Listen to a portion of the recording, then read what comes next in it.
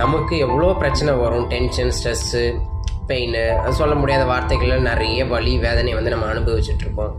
அதுக்காக நம்ம இந்த பிரச்சனையெல்லாம் நம்ம வந்து சரி செய்கிறதுக்கு, இதை மறக்கிறதுக்கு, இதை கடந்து போகிறதுக்கு வந்து நேராக போயிட்டு ஒயின் ஷாப்புக்கு போய் சரக்கு அடிக்கிறது, சிகரெட்டு குடிக்கிறது, இந்த மாதிரி போதைப் பொருளை வந்து நம்மளை ஈடுபடுத்திக்கிறது, இப்படி பண்ணால் இந்த பிரச்சனைகள்லாம் நம்ம வந்து மனசு கொஞ்சம் நிம்மதியாக இருக்கும்னு நினைக்கிறதெல்லாம் வந்து முட்டாள்தனம்.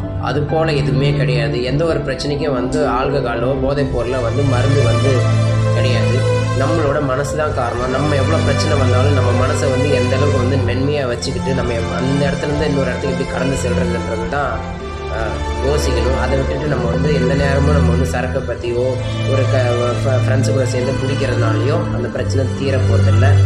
நம்ம பிரச்சனையை எந்த அளவுக்கு நாமளே சரி செஞ்சுக்கிட்டு இந்த பிரச்சனைலேருந்து இன்னொரு இடத்துக்கு எப்படி கடந்து போகணுன்றதை மட்டும் நம்ம யோசிச்சோம்னா இந்த போதை பழக்கமெல்லாம் பெரிய